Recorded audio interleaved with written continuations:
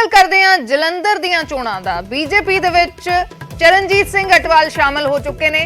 BJP के कौमी प्रधान JP Nadda ने उन्होंने बीजेपी शामिल करवाया। अटवाल ने पिछले दिनी अकाली दल छड्ड दिता सी। उन्हां दे बेटे जलंधर तो बीजेपी के कैंडीडेट ने जलंधर जिमनी चोण दे लई ते हुण ओह भी बीजेपी दे विच शामिल हो गए ने। पिछले दिनी अकाली दल छड्ड दिता सी चरणजीत अटवाल ने, जो लोक सभा के साबका डिप्टी स्पीकर ने, ते उन्हां दे बेटे इंदर इकबाल सिंह जलंधर जिमनी चोण दे लई बीजेपी के उम्मीदवार ने ते हुण ओह भी बीजेपी च शामिल हो गए ने। पिछले दिनी अकाली दल छड्डिया सी ते हुण बीजेपी दे विच चरणजीत अटवाल शामिल हो गए ने। बीजेपी के कौमी प्रधान JP नड्डा ने उन्होंने पार्टी दे विच शामिल करवाया है। तस्वीरां ने पिछले दिनी इंदर इकबाल सिंह अटवाल बीजेपी च शामिल होए ते बीजेपी ने उन्होंने जलंधर जिमनी चोण दे लई अपना उम्मीदवार ऐलानिया ते हुण उन्हां दे पिता चरणजीत सिंह अटवाल जो साबका डिप्टी स्पीकर ने लोक सभा दे, ओह भी बीजेपी च शामिल हो गए ने।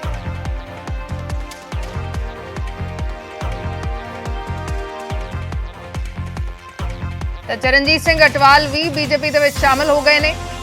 उन्हां दे बेटे जलंधर जिमनी चोण दे लई बीजेपी के उम्मीदवार ने ते हुण ओह भी बीजेपी का हिस्सा बन गए ने। पिछले दिनी अकाली दल छड्ड दिता सी ते हुण बीजेपी शामिल हो गए ने। बीजेपी के कौमी प्रधान JP नड्डा ने उन्होंने बीजेपी च शामिल करवाया है। 1985 तो 1999 तक चरणजीत सिंह अटवाल लोक सभा मैंबर रहे ने, सांसद रहे ने, पंजाब विधान सभा के भी स्पीकर रहे ने 1997 तो 2002 तक।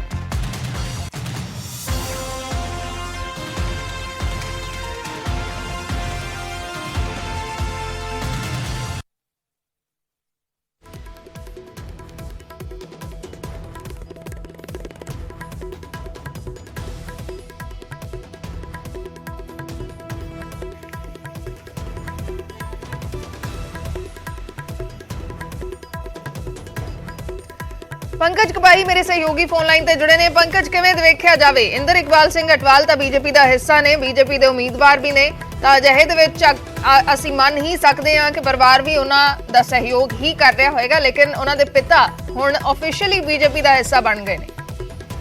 बिल्कुल, क्योंकि 10 नूं चोण होनी है जलंधर की और अज 5 मई हो गई है और अजिहे च अजे तक लगातार विरोधियों वालों भी और हर पासे नज़र ते चर्चा इस गल ते सी कि चरणजीत सिंह अटवाल जिहड़े ने वो बेटे लिए प्रचार क्यों नहीं कर रहे, वो कित्थे ने, कदों प्रचार करनगे या नहीं करनगे, घर बैठे रहणगे। तां इसे बाबत हुण JP नड्डा होरां ने दिल्ली दे विच शामिल करवाया भाजपा दे विच, क्योंकि अकाली दल के सीनियर लीडर रहे ने, पिछले 40 साल तो वध दा तजर्बा अकाली दल दे नाल रहा है और हुण अपने बेटे के लिए अज तो ही प्रचार करते हुए जिहड़े ने चरणजीत सिंह अटवाल नजर आएंगे। और क्योंकि महज 4-5 दिन ही रह गए चोणां नूं लैके, तां जिहे च भाजपा नूं इस गल ते उम्मीद है कि जदों चरणजीत सिंह अटवाल जिन्हां दा अपना और है और 2019 च अकाली दल की टिकट तो चोण भी जलंधर तो लड़े सीगे, तां भाजपा नूं इस गल का फायदा जिहड़ा वो होएगा और अज भाजपा च शामिल होए ने। कुछ दिन पहला अकाली दल तो इस्तीफा जिहड़ा वै वो दिता सीगा। जी शुक्रिया पंकज पूरी जानकारी दे लई। तां प्रचार करते हुण नजर आउणगे डॉक्टर दिलजीत चीमा जुड़ चुके ने साडे नाल श्रोमणी अकाली दल तो। चीमा जी स्वागत है न्यूज़ 18 पंजाब ते। एक पासे इंदर इकबाल सिंह अटवाल बीजेपी के उम्मीदवार बने ने तां हुण उन्हां दे पिता भी बीजेपी च शामिल हो गए ने, किवें देख रहे हो? कुदरती गल ना, बीजेपी का हुण हुक्म होना है कि जे तुसीं मुंडे नूं टिकट दवाई है ते आके ओहदी इलैक्शन लड़ो। पार्टी का हुण मजबूरी है, जाना ही पेगा। जो परिवार तुसीं सहमति के नाल आप छड्ड के आए हो ते फिर पार्टी भी कहेगी कि तुसीं हुण आप शामिल होके प्रचार करो। इस करके मजबूरी है परिवारक। तुसीं कह रहे हो कि चरणजीत सिंह अटवाल ने ही बेटे नूं टिकट दवाई है? नहीं, बिल्कुल आप जाके आए सी पार्टी हैड ऑफिस, जिहड़ी एक दिन पहले जाके सारिਆਂ ਨੂੰ मिल के जिहड़ी है परिवार की अपनी जिहड़ी उन्होंने परिवार वास्ते नीति बनाई थी, बच्चे भतीजे सारे नाल लैके सारिਆਂ ਨੂੰ अगले दिन शामिल कराया।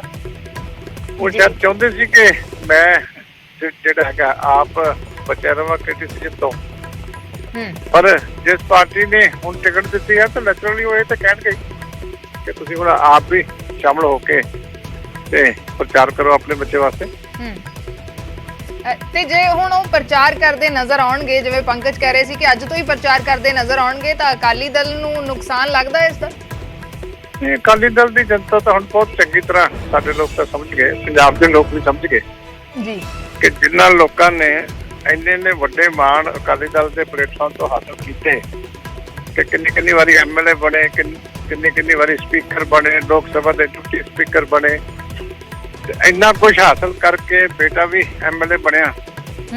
ਤੇ ਕੁਛ ਲਿਮਿਟ ਹੁੰਦੀ ਹੈ ਜਿਹੜੀ ਹੈ ਲਾਲਚ ਦੀ, ਕਿ ਸਾਨੂੰ ਕਿਤੇ ਨਾ ਕਿਤੇ ਰੁਕਣਾ ਚਾਹੀਦਾ, ਕਿਤੇ ਪਾਰਟੀ ਨਾਲ ਵੀ ਖੜਨਾ ਚਾਹੀਦਾ। लेकिन वजह की रही है डॉक्टर चीमा की पहला कोई गलबात हुई है अकाली दल दी लीडरशिप दे नाल? नहीं, सानू तो कोई वजह नहीं, वजह दिखनी होंदी है ਜਦੋਂ ਜਿੰਨੀ ਦੇਰ ਤੱਕ ਪਾਰਟੀ ਦੇਈ ਜਾਵੇ ਉਨੀ ਦੇਰ ਤੱਕ ਪਾਰਟੀ ਚੰਗੀ ਹੈ। ਤੇ ਜਿੱਦਣ ਪਾਰਟੀ ਕਹੇ ਵੀ ਥੋੜਾ ਇੰਤਜ਼ਾਰ ਕਰ ਲਓ, ਹੁਣ ਕਿਸੇ ਹੋਰ ਨੂੰ ਮੌਕਾ ਦੇ ਲੈਂਦੇ ਹੋ, ਉਸ ਦਿਨ ਜਿਹੜਾ ਪੰਥ ਖਤਰੇ 'ਚ ਪੈ ਜਾਂਦਾ। ਉਹ ਤਾਂ ਕੋਈ ਨਵੀਂ ਗੱਲ ਤਾਂ ਹੈ ਨਹੀਂ। ਹੁਣ ਅਸੀਂ ਤਾਂ ਸਾਰੇ ਅਸਲੀਅਤ ਤੋਂ ਜਾਣੂ ਹਾਂ ਚੰਗੀ ਤਰ੍ਹਾਂ। ਜੀ ਜੀ, ਸ਼ੁਕਰੀਆ ਡਾਕਟਰ ਚੀਮਾ ਸਾਡੇ ਨਾਲ ਜੁੜਨ ਦੇ ਲਈ। ਡਾਕਟਰ ਦਲਜੀਤ ਚੀਮਾ ਜੁੜੇ ਸ਼੍ਰੋਮਣੀ ਅਕਾਲੀ ਦਲ ਤੋਂ, ਕਹਿ ਰਹੇ ਨੇ ਕਿ ਬੇਟਾ ਜੇ ਕੈਂਡੀਡੇਟ ਹੈ ਤਾਂ ਫਿਰ ਉਹਨਾਂ ਨੂੰ ਵੀ ਸ਼ਾਮਲ ਕਰਵਾਇਆ ਹੀ ਜਾਣਾ ਸੀ ਪਾਰਟੀ ਦੇ ਵਿੱਚ। ਸਗੋਂ ਇਹ ਕਹਿ ਰਹੇ ਨੇ ਕਿ ਚਰਨਜੀਤ ਸਿੰਘ ਅਟਵਾਲ ਨੇ ਹੀ ਬੇਟੇ ਨੂੰ ਟਿਕਟ ਦਵਾਈ ਹੈ। ਚਰਨਜੀਤ ਸਿੰਘ ਅਟਵਾਲ ਵੀ ਹੁਣ ਬੀਜੇਪੀ 'ਚ ਸ਼ਾਮਲ ਹੋ ਗਏ ਨੇ। ਜੇਪੀ ਨੱਡਾ ਨੇ ਉਹਨਾਂ ਨੂੰ ਬੀਜੇਪੀ 'ਚ ਸ਼ਾਮਲ ਕਰਵਾਇਆ ਹੈ।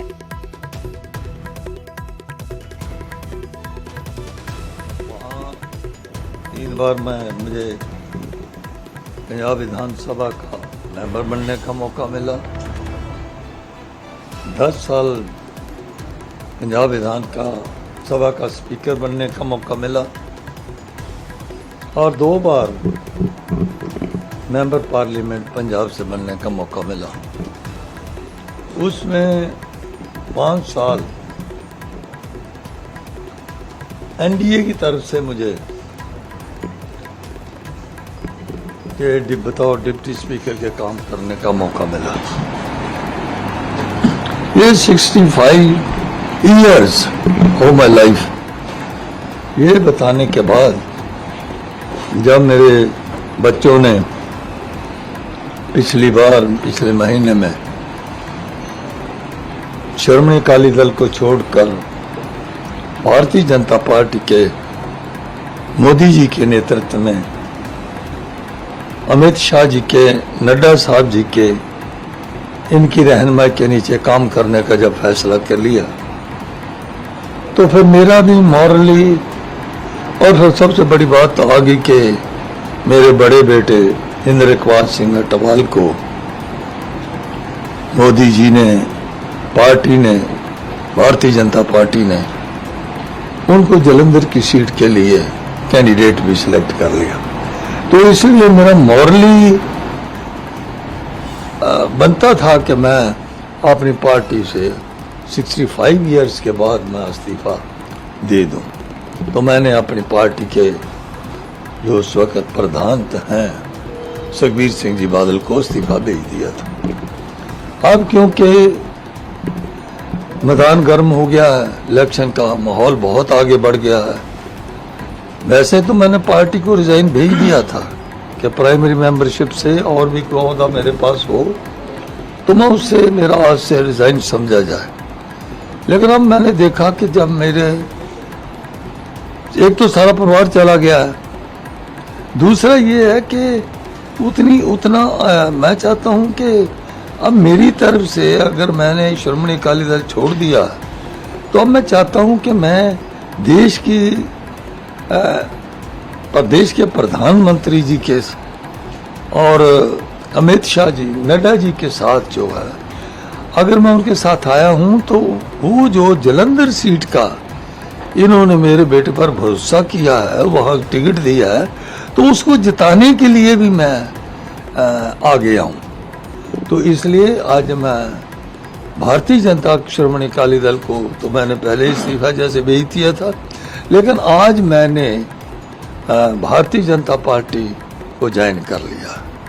वो इसलिए किया है कि मुझे नेशनल लेवल पर और इंटरनेशनल लेवल पर और देश के इंटरनल मामलों में देश के हर वर्ग को मोदी जी की रहनुमाई पर भरोसा है। भारतीय जनता पार्टी का लोग साथ देना चाहते हैं, इसलिए मैं भी चाहता हूं कि जितनी बाकी उम्र है वो, और मेरा सबसे मोदी जी से पहले भी बात हुई थी कि मेरा एक एम है लाइफ में, मेरा एम को पैसा कमाना ऐसा काम नहीं है। मेरा एम जो है लाइफ में वो equal opportunity with equal syllabus to all children of the nation having regard of their own mother tongue. ये मेरा एम है लाइफ का, जब से मैं पैदा हुआ हूँ और आखिरी दम तक मेरा ये एम रहेगा। और मोदी जी ने मुझे खुशी है, जब मैं बाबा साहब डॉक्टर अम्बेडकर जी के 125वें साला दिन पर आया था तो मैंने उनसे रिक्वेस्ट की थी कि having their own mother tongue regard, to equal opportunity with equal syllabus to all children of the nation, ये मेरा एम है। और मैं उम्मीद करता हूँ कि मोदी जी, अमित शाह जी, नड्डा जी, ये सभी पार्टी के वर्कर गरीबों के लिए देश की तरक्की का बेस जो है, मैंने दुनिया का बहुत सा हिस्सा देखा है, जो असली देश की तरक्की का बेस है वो एजुकेशन है। तो मैं ये नहीं कहता कि ये कॉन्वेंट स्कूल या ICS स्कूल जितने हैं उनको बंद कर दो, मैं कहता हूँ खोलो, जितने हो सके खोले, लेकिन भाई गरीब के बच्चों को भी, चाहे वो किसान का बच्चा है, 2 एकड़ जमीन का मालिक का बच्चा है, चाहे गांव का बनिए का बच्चा है,